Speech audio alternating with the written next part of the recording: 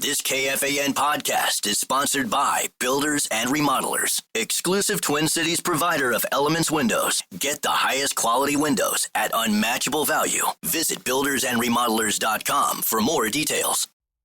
Want to keep your personal number private but still stay connected? With Line 2, you can get a second phone line right on your device with a super simple app and no need for another phone. Whether it's for online shopping, dating, or shielding your main number from spam, Line 2 is an easy way to manage it all. Ready for peace of mind without breaking the bank? Call, text, block, and more for only $9.99. Get started with line2.com/audio or download Line 2 in any app store today. Line 2, your second line simplified.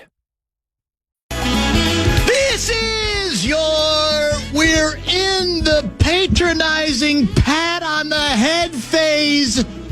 Leader Fan Radio Network. That's frustrating. And KFAN, that's KFAN.com.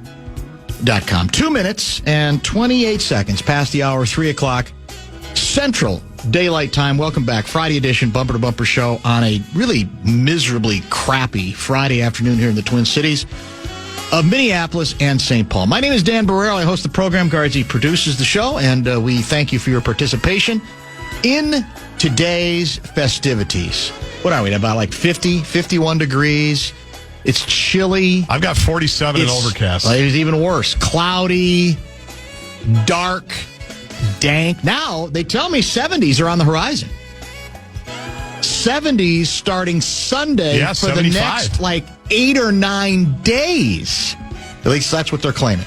With very little precip. Yeah, it looks very nice. It does look inviting. We're due, because this one today is... this would be a nice day, late fall. It would. It's kind of, crisp, setting you up. Yeah, okay, I'll take that. Get ready for an orchard, maybe a bonfire. Not for early May, though. Yeah, it's May 2nd, isn't it? It's crazy. Don't tell Johnny Athletic, though, because at least here you don't have to worry about that San Diego freeway traffic. Just saying. Did he survive, by the way? Did he get back okay, or is he still in L.A.? I think he got back. Did when he was get back? The game? The Wednesday, game was, right? Yeah. He's probably still on his way to the airport. He might still be stuck in traffic. From downtown L.A. On his way to LAX. You're right about that. There will be some basketball conversation today, including a visit. We had Tim Conley yesterday. Today, it's the other Conley. Mike Conley, the Timberwolves starting point guard, will join at about 3:30. I'm gonna promise Sam Mitchell for the second straight day. For the second straight day, I've had to move him, so he may sulk. But he said he's on the golf course today, so there's a shot we can get him between 4 and 5. In addition, Lavelle E. Neal III is going to join at his usual customary time at about 5:30 tonight. That is the Borton Volvo guest lineup for this evening. Bradshaw and Brian KFAN text line is open. As usual, that number is 64686. That is 64686. I had an epiphany, that moment where I said, my God, we've been here before. Did you see the Eichel quote? Is it Jack Eichel? It's Jack Eichel, and yes, I saw it late last night. Here it is. And I had the same reaction you did. I venture to say it's the worst thing that an opposing player, star player on an opposing team that has just knocked you off says. Here's the direct quote. They gave us everything we can handle. They played so hard, they didn't give us much. And if I had $1 for every time a member of an opposing team or coach would say that back in the day after knocking off the Timberwolves in the first round back in the flip days. That's right. I would be retired right now and living in Wailea, Maui. Doing a podcast? Because that was the signal we always knew. It's like, here we go again. We're that comfortable, man, you guys really are, you're good. You really are. You should just keep working hard and you'll get there. They all but literally, it's a figurative pat on the head. Maybe there were a couple of literal pats on the head. I don't know. We got it. I remember it from Greg Popovich. I remember from Tim Duncan. I remember it. Who else did we lose? We lost to everybody in the first round. Dallas Mavericks, Lakers, Phil Jackson. Well, actually, Phil Jackson said it even before they eliminated the Wolves. But the bottom line is that if you're a Wild fan, does that excite you? Do you go, oh, well, at least we have that to put on the banner? Because it does come across. I'm sure Eichel was sincere. I'm not saying he wasn't. Yep. But it's just, I think really the worst thing that an opposing team can hear, because all it does is remind you of we're still not good enough. And we can argue about the reasons. We can argue and talk about one hand. Is it one hand behind the back or one arm? I think it's one hand. What's the saying? One hand behind the back? One hand behind the back. Whether that's it, and it's just not fair, and they're supposed to be better, and we're lower seeded, and we've had injuries all year. We can debate, and we probably will be debating those issues in coming weeks, exactly what it is. But nothing says you're losing again in the first round of the playoffs like they gave us everything we can handle. They played so hard. I just don't think that's going to have offer any consolation to Wild fans right now. I don't think it should. I don't think it should offer any consolation to the team. Zero. Because, again, especially when the game is hockey, the idea that in hockey, routinely lower-seeded teams find ways to at least win a round. And the fact that we still can't. Now, has it been 10 years? Yes. That's the total number now? Yes. We've all quoted the stat. Wild, apparently the first team in NHL, NFL, NBA, MLB history to make the playoffs 8 or more times in a 10-year period and lose in the opening round every time. And that's a fact. And that it's a hockey team that's making that level of history. It's an insane stat. That's the scary part and the indictment, because the nature of the game itself is supposed to lend to the idea of an upset, of you get a lucky break and you win a game that you're really not supposed to win, and then maybe you win another one. And all you need is 4. And how many did we win? 2? 2. We lost in Ended game up winning 6. 2. We lost the last 3 in a row, I believe, didn't we? We did. Weren't we up 2-1 in this series like we've been up before? Yep. And so you can, like I said, you can knock yourselves out about, felt closer this time. If I'm a fan, I don't care. I really don't. Even if I'm a hardcore fan that wants to dig deep in the condition of the club. Look, I don't think there's any guarantees. You could say there are a lot of promising signs, but there's still no guarantees that anything's going to get better. And the biggest reason I'm not really in much of a mood to give them the benefit of the doubt, despite the fact that, we're looking up people. This is how sad it is here. We got to look up scores to see, well, now, in those other series we lost, once we lost control of the series, like the last 3 we lost in a row, it was really bad. Then we were outscored like by 12 goals. This time, 1-goal games, the rest, down the stretch. The reason I have no interest in playing that game is what should be obvious to people by now. We have been told for how many years, in how many training camps, the one thing we're going to fix this year are our specialty teams. We know that's a problem. We know our penalty kill is not good at all. We're fixing it. We're making some changes. Some of it is schematic. Some of it is effort, but it's over. We're going to take care of it. You know what else we're going to do? We're going to improve the power play. How many years have we been told? We're looking at it a whole different way. We spent the whole offseason working on that. Penalty kill percentage ranking. Last 3 playoff appearances. 10th this year. How many teams are in the playoffs? 16? 16. 10th, 15th, 13th. It's a little frustrating. Penalty kill percentage the last 3 regular seasons. 30th, and 31st. Frustrating. So stop it. I'm not going to give you the benefit of the doubt until you can prove you can do something about that. Not to mention, I mentioned the power play. Postseason, last 3 postseasons we've been in, because we missed last year, right? Yeah. 10th, that includes, these include this year. 10th. Power play, regular season, last 3 regular seasons, 20th, 10th, 15th. And let's be clear about this. In the postseason, eventually, the margin for error is reduced, and it's 1 play here, there, 1 power play goal there, 1 penalty kill, up and down. We know that. How early did they get the first goal of the game? Couple minutes in. Off of a power play. Yeah. I know. First period. It shouldn't have been called. It was a sneaky bad call. It probably was. But I think I counted up. They had 4. We gave up 4 power play goals, I think. And I think we had 3 power play goals, but then we gave up 2 shorthanded goals as well, which to me nullified some of that. Our penalty kill is at 72.2% this year in this series, according to Russo Radio, who I'm hoping, I haven't even texted him this yet, but I'm hoping we can chat with him on Sunday sermons. That would be my goal, to drill deep, because by then you got the adrenaline's off and maybe there's a little bit more time to think beyond the headlines on the current condition of his favorite hockey team and our favorite hockey team.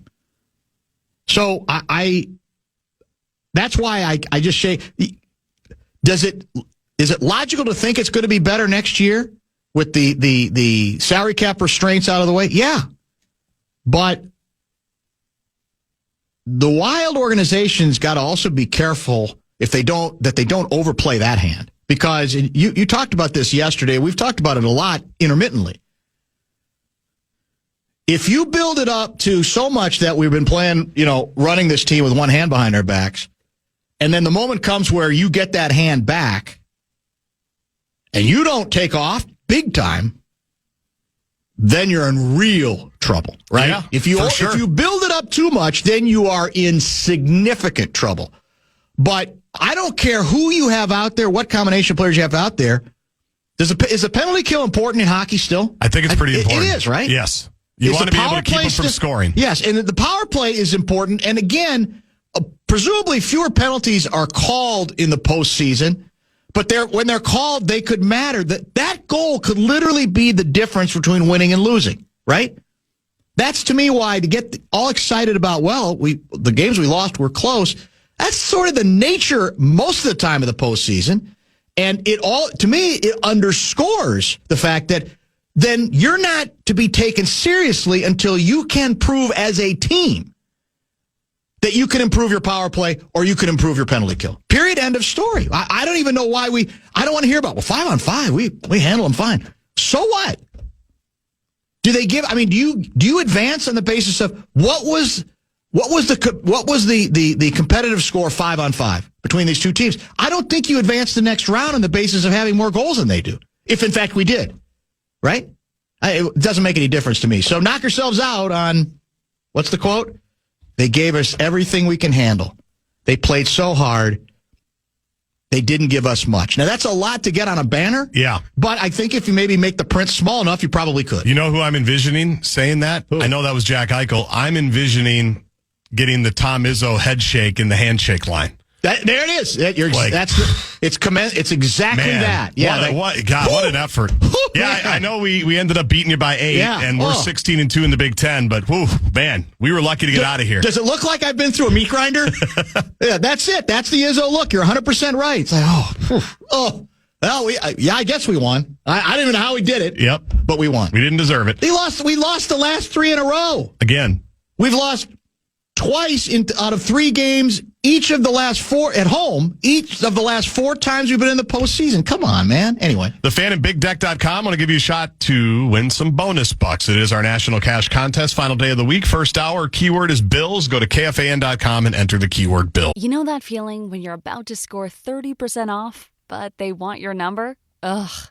Give them your Line 2 number instead. It's a second line on your phone, perfect for nabbing promo codes without inviting spam to your party. Sign up for every discount under the sun, then block the junk texts that follow. You get all the perks, but none of the spammy baggage. More codes, less chaos. Visit line2.com/audio or download Line 2 in the App Store and get your shopping sidekick today. Because the only thing blowing up your phone should be good deals.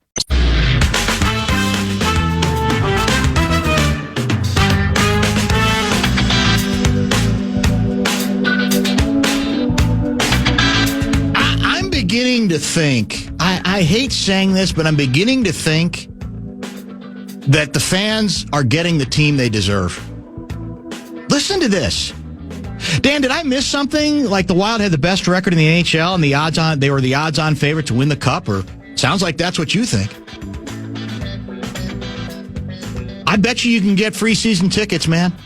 With that, the Wild love you. And was it Dan and Brainerd? Yeah, it's Dan and Brainerd. It's a first-round series. One time in 10 years in the game where lower-seeded teams routinely advance? But if that's the approach and the attitude, my guess is he's aroused. He said, yeah, did you hear what Eichel said? They gave us everything we can handle. They played so hard, they didn't give us much. Fine, knock yourselves out. If participation trophies are enough for you, that's fine. I'm not demanding that. I wasn't demanding they win the Cup this year. I will admit, I was demanding that based on everything everybody's told me about hockey, the game where a lot of random things happen, get out of the first round once in a decade. Yeah, that's it. We probably would have done extra shows. This is how bad the curve is we grade on just to get out of the first round. We said, let's do bonus bumper to bumper. Wild out of round one. So I don't know what to tell you. I just know I've been around it. And by the way, the Wolves were in this muck for close to a decade back in the day. Yeah. You were a kid in those days. I was at a lot of those games. Was it 7 straight years? I think one and so. Done? Yeah. Starting in 96. We started calling the one and dones. That's when I started talking about the country club. Because they would do the same thing. My frustration then was, and even though often they were playing superior teams, they never were able to break through. And the one year they had a higher seed, it ended up being the Lakers as a 5. Yes. Remember that? Yes, that's because right. of some weird stuff that happened the day of. That's true. And back when the Lakers were pretty good still. I just remember at the time saying, can anybody on the coaching staff, anybody in the locker room get pissed off? Can there be anybody that says, I don't want to hear about Popovich saying how close we are. I don't care about that anymore. I want to win, and what's that? We have I want to win, and I want to win now. Who was that? That was Matt Millen. Is that Millen? Yes, with the Lions. Remember him? So this feels similar to me, where it just you can come up with a lot of rational reasons for it, but at some point, I think as a fan, you have a right to say, I really don't want to hear about it anymore. I just want to see. And again, the bar was low. Let's get out of round one. And back in the country club days, I don't even think they felt all that much pressure, to be honest. Eventually they did, which is why eventually McHale, went for the moon where he said, all right, they're aging players. So I'm going to get Cassell. Yep. And I'm going to get Sprewell here. And it worked out for a year. It was great. It was unfortunate that it didn't work out much longer than that, but it was a sign that even they knew we can't keep recycling this story. People aren't going to buy it. We're going to have to try to do something a bit more dramatic and a bit more aggressive. And I don't know what that is for the Wild. Maybe it's all going to be, because here's the other thing. Russo has already told us, well, when you factor in the contracts and what we have coming up here, there ain't going to be as much money. It's not like the Wild are going to have another $30 million to spend on free agent players who are not on this team right now, right? We've already been told it's a lot more complicated than that. Now, we should have some. And you got to pay Kirill. There's a lot of trade rumors, especially involving Rossi, right? So there may be other ways to do it. Yep. But maybe that's why the Wilds continue to sell out, basically. So I guess that tells me maybe there's a lot of fans like Dan from Brainerd. Said, what? Well, what'd you think? We're not that good. First round. Hockey. Where weirdness dominates many, many years. So we'll, as I mentioned, I'm hoping to get Russo on Sunday for Sunday sermons to go deep on what's coming next, some of the key decisions moving forward, and we'll figure all that out over the weekend.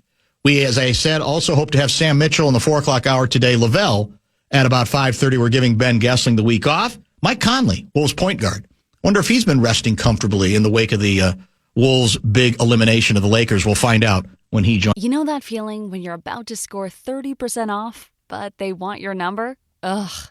Give them your Line 2 number instead. It's a second line on your phone, perfect for nabbing promo codes without inviting spam to your party. Sign up for every discount under the sun, then block the junk texts that follow. You get all the perks, but none of the spammy baggage. More codes, less chaos. Visit line2.com/audio or download Line 2 in the App Store and get your shopping sidekick today. Because the only thing blowing up your phone should be good deals. And just Fan.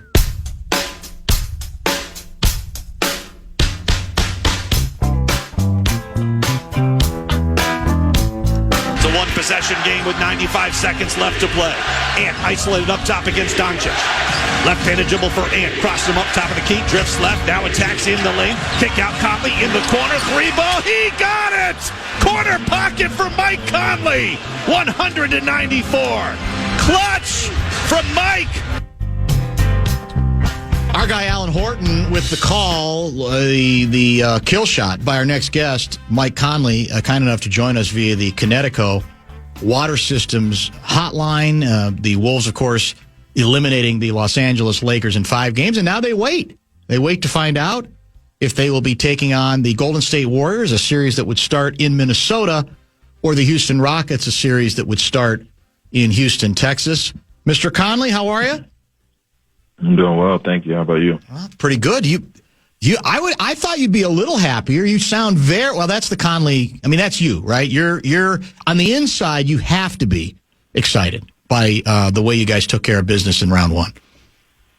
Definitely happy. Not always got to show the excitement, but definitely excited to move on. But we got a much bigger fish and more goals to achieve. So we're obviously excited, but keeping our minds focused. I guess there are probably enough other people on the team who are more outwardly emotional, right? That you don't necessarily have to do it the same way that they do it. So take us back. It is interesting. I believe the Lakers won one more game than you guys this year. I think you won 49, they won 50. Obviously, they were a 3, you were a 6. And I sensed before the series began, in terms of the kind of the national narrative on it, was a lot of people were picking the Lakers. And you've been around this thing so long. So maybe at this point, none of that matters to you. But then again, you're human. So does that, when you go into a series, how aware were you that the national perspective, especially on ESPN, was basically not only that the Lakers would win, but it might be even likely that they would wrap you guys up in 5 games? Did it make you smile? Did it make you smirk? Do you ignore it completely? What do you make of all that stuff? Initially, we all kind of expected, from national media, anybody else, you favoring Luka, LeBron, the Lakers, they're the big show in town, so it makes sense in a lot of ways. But when I saw that, legitimately everybody chose the Lakers, I was like, man, I know these guys watch basketball. They got to, they got to be able to see that, we have the same record, and a lot of the big categories were probably a better team, a deeper team. Yep. And, somebody's got to see that, right? I'm just thinking that in my head, but nobody did, and that was perfect for us because going in, we felt like we were the better team. We felt like we were the deeper team. We felt like we were prepared, and it just gave us another edge, some more motivation to go out there and be who we know we're capable of being, and trying to do something that's going to be a huge challenge in beating the Lakers and everything that kind of comes with that. Does Finchie or did Finchie play that card with you? Is that a road? Some coaches go down that road. Some coaches ignore that kind of stuff. Does he make a point of that, or did he before this series? I mean, it was one of the first slides on our film session. It showed all 10 writers or media people picking the Lakers in 5 or 6 or whatever it may, whatever they chose. And basically was 0 for 10. Nobody believes in you guys other than the guys in this room and in this building. So that was enough. Once we saw that, I think it was, we knew what we had to do. Mike, after you won Game 5, I tweeted out a majority of ESPN basketball experts still believe that the Lakers will beat the Wolves in Game 6 at Target Center on Friday night. Because it is crazy. Again, I think you can, sports is always opinion and subjective. And I have no problem with some people saying, all right, I think the Lakers are going to win. There's something I see in them. I'm not sure of the Wolves, whatever. But I guess I, too, was stunned that it was that dramatic. And I almost believe sometimes it's they people start rooting for the story. Because Luka being traded, you and I talked about this when it happened. You were as gobsmacked by it as anybody. That when it becomes the biggest story of the year, then people start rooting for the story more than, okay, how do these two teams actually match up? Because there were a lot of people I trust.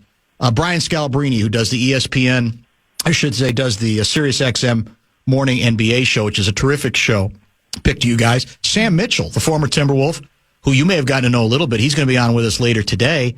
He picked the Wolves to win the series as well. And you laid out an important thing that we got into on this show, that if you put together records, you put together some of the deep analytics as well, you guys finished the season probably playing better basketball than they were as well. And fortunately for you, you don't have to beat the story, right? You just have to beat the team, which you clearly showed you guys were able to do. Yeah, and that's all we wanted to go out there and do, is play our style and know what we're, confident in going into the series. And, I think a lot of it, from an outside perspective is you look at Luka on the Lakers, and last year he was on Dallas, and Luka played phenomenal in the Western Conference Finals and beat us. So people are looking at that like, yes, Luka knows how to handle the Timberwolves. It's the Luka Rudy thing and all that, and this, that, and the other. And same as our series here. Yeah, we won in 5 games, but there was a lot of close games that could have gone either way. Same thing with the Western Conference Finals last sure. year. We could have won 2 or 3 of those, and completely different story. So to base it off of star power and history, I can see why people were picking the Lakers and doing all that, but we wanted to come in and change that narrative, and I'm just proud of the way we handled it. Was one of the slides that Finchie later showed about you guys trying to go at Luka defensively? In fact, I think you and I talked after you guys lost last year about the idea of, well, did you guys do a good of a job at challenging him defensively? We all know what Luka can do offensively, because it sure as hell looked like, whether it was a priority or not, planned or not, that it was a very effective part of what you did, especially, I think, maybe more than any game, the last game, the clinching game, Game 5. Well, yeah, I think, for us and the totality of it all was to try to just, get into those guys' legs, Luka, LeBron, Rudy, yep, AR, like all those guys playing heavy minutes on both ends of the floor. Like we're trying to, pick up full court if we can, not let them rest on offense, not let them rest on defense. So it was a conscious effort, yes, to try to break the paint, try to get, some advantages there, but then the ultimate scheme of things, it was like, hey, can we wear them down by the 3rd and 4th quarter, to where, we can start to get a little bit of an edge here and there. So I think that part of our game plan was working through those 5 games, and was able to definitely take advantage of it in Game 5. What about running? Game 1, you guys had a huge advantage. I think the fast break advantage was something like 25-6. Not so much in the second game, but then you picked up, I think, on that a little bit more. You're not a team. I was talking about this. We had Tim Conley on yesterday right off the plane, and he said, "Hey, we've been wanting this team to run more all the time, to get the ball out there and go. We think we can do more of that, and there's more meat on that bone." It certainly looked early in the Game 1 blowout that's a lot of what you guys were concentrating on. How big of an emphasis was put on that? I think we had a huge emphasis on running. I think, we knew that guys like Julius and some of the more athletic guys, Jaden, how much more of an advantage that is for them to be able to push, to be able to get out in transition, to be able to get downhill, and create more possessions opportunities for us. So we're not reliant so heavily on just our half court dissecting of offense or different play calls. I think it just allowed us to get into stuff quicker. Guys got confident. And like I said, I think, the Lakers were a team that pushed the ball, in transition, to push it up and throw it ahead. And they're not the same getting back on defense. They don't run as fast getting back. So we were trying to use that to our advantage with the guys we have every second we got. And I thought we did a really good job of maintaining that for longer periods than, the normal Timberwolves teams have done. When did you feel like in your heart of hearts, this isn't something I think you were probably going to say, the player is ever going to say during a series, but was there a game or a stretch of one game or a moment where you at least said to yourself, we got him? We knew we were better coming into this series, and now I know it. We've got them. You feel that a little bit. I think in Game 3, I would say. I think it was a tight game. Throughout that last 4 or 5 minutes of the game, and the guys in the game closed out that game tremendously, and we were able. Ant did his thing, and we were able to find a way to win. And we went back to the locker room, and you go up 3-1. You're thinking like, man, that was a game that we could have easily had lost, and this thing could be 2-2. And to go up 3-1 going back to LA, it felt like that might have been the one that kind of broke that door down and said, hey, we're here. We can close this thing out. We smell blood or whatever people might say. So, I think that was the time into Game 3 we really felt like, hey, this series could be ours. Here's the other stretch that was odd to Justin and I. We were talking about this yesterday. So Game 5, they obviously have to win to at least give themselves a chance to extend it. And I didn't sense any force from them in the first quarter. Now, they made it a game, obviously, and it was a close game. They were even ahead in the fourth quarter. But even that, I'm not saying they were surrendering, but I felt like I expected more from them, like we're going to give this our best shot in this quarter. And I didn't really sense that. I didn't sense it in the building. I didn't sense it from them. Maybe that's the old, it's hard to fake belief if by that point you've been broken down a little bit. We kind of sensed that too at the beginning of the game. The way we started the game, you could tell we were kind of the more urgent team. And the moment was there for us, and it felt like they were kind of walking into the game slower, and that was it. Those are those moments where you're like, hey, you go back to the huddle, like, hey, this is our opportunity. This opportunity. Don't let them, get any life. Don't let them get any confidence, because I think we're starting to break them down and starting to get this game under control and the series under control. So. We tried to, and that was the emphasis of ours, to come in on the road. In order to close out a team on the road, you have to kind of take the crowd out of it. You got to take the team out of what they normally do, and hopefully get some doubt to creep in there as you go along.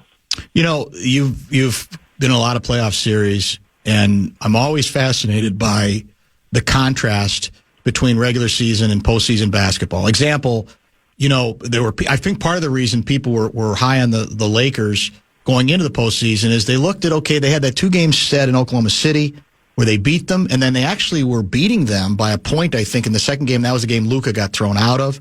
That, I think, was a technical that got rescinded. And so people start going, well, look what the Lakers are doing. You guys, a year ago, had all kinds of trouble with Phoenix, obviously, in the regular season, and then you swept them in the postseason. So it to me, it underscores the playoffs are a different animal. Best of 7 series, where you're suddenly seeing the same team over and over again, is a different animal as well. Can you, as a guy who's been around this forever, can you also sort of articulate some of the differences you see between, falling into the trap of thinking, well, God, they really look good there in the regular season compared to what can happen when you're in a postseason best of 7? Well, yeah, I think the stakes are at an all-time high for one, as you know, but there's just a huge difference in a preparation for a playoff series and a game on a Tuesday night, 3 out of 4 nights, or whatever night you're coming into a building, and you just, whatever your situation may be, and that's been the case for us, especially. I think for us, we're a team that when we get chances to plan and prepare on a certain scheme or idea for multiple practices or a week or however long we get to prepare for you, it helps our group. It helps our younger guys. It helps them really grasp things, and so that can go along, for the other teams as well throughout the league. You're just different. You're different in the postseason as far as your preparation is concerned. So the things that were ailing you in the regular season might not be as big of a problem because you've worked. Yeah, good point. The last 72 hours on it. So I think that's the biggest difference, especially for us. So, I don't know if you became aware. Apparently, the Lakers. This was written about after the series. Well, no, actually, this was after Game 2, the game that they won. There was this chatter from Lakers circles that they had observed how the degree to which you guys had celebrated, or some of the Wolves players had celebrated Game 1. They heard you in the tunnel, whatever the case may be. And for them, it was sort of that's an awful lot of heavy celebrating after winning a single game. Were you aware of that chatter, and how were you aware of what you guys were doing at the time after that? After you guys dominated Game 1.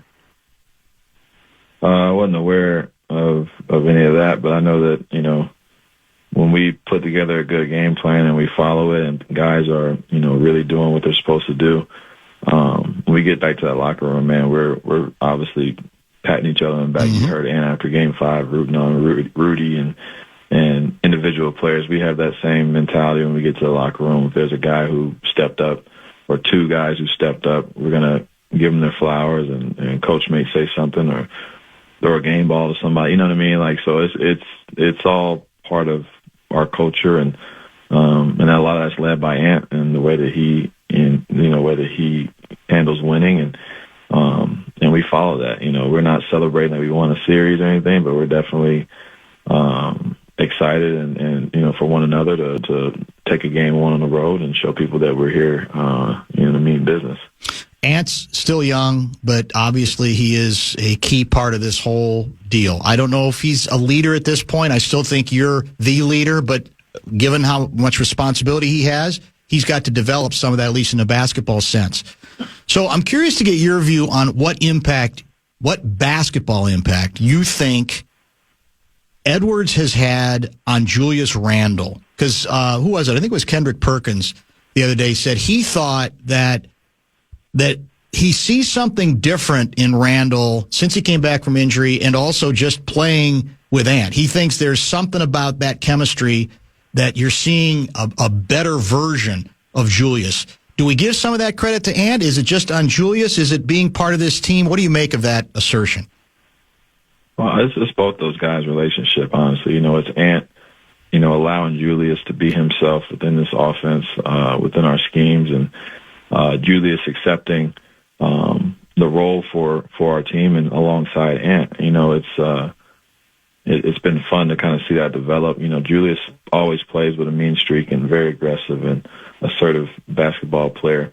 But I think he feeds off even more of Ant's physicality, Ant's demeanor, his killer instinct at all times. And when he sees Ant doing that, he comes with that same mindset. He's, doing that same thing on the court for us in his own role. So I think you're just getting the best out of both those guys. And Julius has been, I think, our almost probably our most important player, the way that he's handled it, and been a playmaker for us, and has brought it every single night. And you just tip your hat to him and just see the work that he's putting in, and just happy that he's found himself here in Minnesota. You guys at times, it's interesting because when the trade was made, when I talked about it on the air, part of it for me, part of my interest in it, and that it had a chance to work, was the obvious that Julius represented some physicality. Even Dante did as well, and that maybe that adds to the really good finesse you have. Maybe you play a little heavier, so to speak, with a little bit more of an edge. And then the season started, and it was kind of, stops and starts, as you know. We talked about this on the air, that it wasn't clean all the way through to figure out roles and so forth. But that's, to me, what it looked like in this series. It looked like you guys played heavy on them sometimes and even tried to wear on them physically as well. Was I right in what I saw? Yeah, I think that plays to who we have, our roster makeup. Like you said, you mentioned Dante. We got Nikhil. You talk about Nas, Jaden, TJ, Jalen. I mean, you go down the line. All our guys are built, kind of out of that same mold as be physical, to push you, to compete on every possession. And when you're kind of bringing that against teams in waves, I think it can be overwhelming, especially when we're playing our best basketball. So that's been a key emphasis for us, moving forward, is being the more physical team, especially in the day now that they're allowing us to be more physical, can definitely play in our hands. So we're just going to try to use that to our advantage as much as possible. It sounds like, too, part of the objective is to use your versatility to your advantage, that you can play big, as in tall, but that there are stretches, and down the stretch of two of the games that you won, Rudy didn't play, and Nas was in his place. Then you get to Game 5, and obviously Rudy was Wilt Chamberlain, like 27 points, 24 boards. That versatility, again, being able to play, and win a couple of different ways, that also has to be a nice asset for you going forward. It definitely is. It definitely is. I think, that was probably one of our biggest issues to begin the season, is that we have so much of that you don't know which way to go all the time. You don't know what group to finish with and who to start with, who to bring in, what time. It's just a bunch of things to figure out. And I think that the way that we've kind of handled that and grew as the season has gone on, especially with coach and understanding that, and it's been really, really good to see the way that we can win games and who can affect winning for us at any time. So, if you looked at last game and you saw Ant shoot whatever he shot from the field, or us shoot from what we shot from the 3-point line, and we win that game, you would call us liars if you said that was going to happen before the outing happened. So to know that Rudy can dominate a game, to know that Nas can come in and dominate a game, Dante, Jew, all those guys can affect us in so many different ways. Obviously, Jaden was phenomenal. So he barely played last game, and we were still able to win. So it's really just sends a lot of confidence through our team, and knowing that we have a lot of guys that we can rely on. Were you shocked that they don't have a lot of inside help right now? They traded that away to get Luka, and I think they knew they were going to need in this offseason to make some changes. But were you at all surprised that Redick decided to go as small as he did in Game 5, where you're almost, to me, handing Rudy the opportunity to go off to the degree that he did? What did you make of that move? Well, it's interesting because I think a lot of it has to do with matching up with Rudy. I think in the past, in playoff series, the big talk was that Rudy gets played off the floor, teams go small, they spread the court, and put shooting out there and see how, and they have success. And that could have been what he was falling into as well, is that idea that you try to space him out with five out spacing, and work Rudy off the floor, make us have to go a different direction or whatever it is, and it, I think, backfired in that aspect, because Rudy, he played like a man last game, man. He was like physical and just imposing down low, just trying to get every rebound and, just keeping plays alive and finishing everything. And when he plays that way against smaller lineups, you're forcing the other team's hand now that they have to make an adjustment, which they might not want to. So wasn't surprised, but you get the idea behind their adjustment, but it definitely worked out for us for sure. You've talked to us about Rudy over the time that we've been on the air together, and it was, I thought, unfair the degree to which everybody wanted to isolate on the one outside shot he gave up in the killer shot in the Mavericks game. That it's much more complicated what Rudy brings to the equation, but it's a viral moment world that we live in. So could you tell that Rudy maybe was deriving a little extra personal satisfaction, that he was on the other side of that. Luka did not abuse him. In fact, the statistics indicate that he did a good job even when they happened to be isolated in a switch. And ultimately, it looked to me like instead of hunting Rudy, you guys were hunting Luka, as I said. I assume, Rudy, like anybody's human, I got to believe he was getting some satisfaction on the shoe being on the other foot. I think so. I think he might not say it, but I know that he felt some type of way about, the perception of that matchup coming into the series, because that he gives us everything on defense, and his pride is on defense, and just his name is on that side, and he's going to do whatever he can to prove who he is, and to change those narratives as he goes along the way. And it's just unfortunate, like you said, it is a viral clip type of atmosphere that we live in, where one move can change the whole identity of what actually is truth to the matter. So just happy that he's able to get this series under his belt and do something that quite frankly a lot of people question him on, and that's being able to guard these elite guys, especially like Luka. The three-pointer you hit late, did it feel good out of your hand? Tell me what that felt like. Big shot, obviously, huge shot.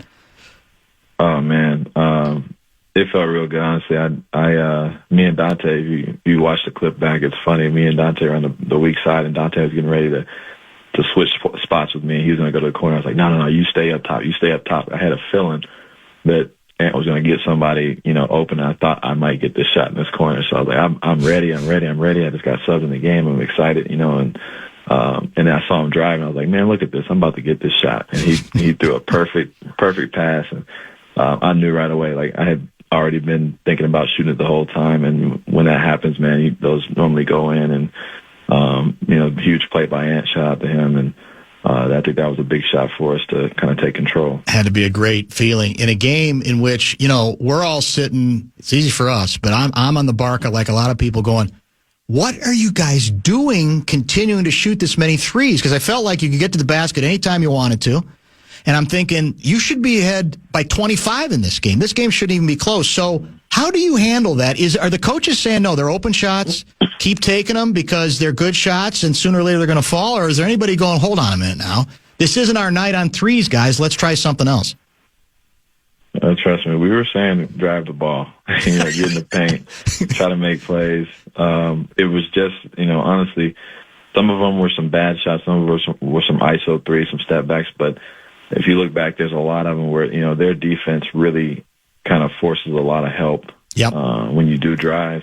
That's true. And when that happens, you're now having to kick out to guys who, were open or have a couple steps on a guy. And a lot of those, we were making throughout the series, and it's unfortunate, but, at some point you do need to try to get to the rim, get to the free throw line, because the only way teams can really come back, from deficits in games like that is you hoisting up quick shots and getting getting out in transition or stopping the clock on the other end and getting to the free throw line. So, we were aware, and, we didn't know that we were that bad from three. I think that was the one thing we didn't know. By the way, do you buy the note? There are a lot of people who said now after the fact, well, the Lakers are just the Wolves are a bad matchup for the Lakers.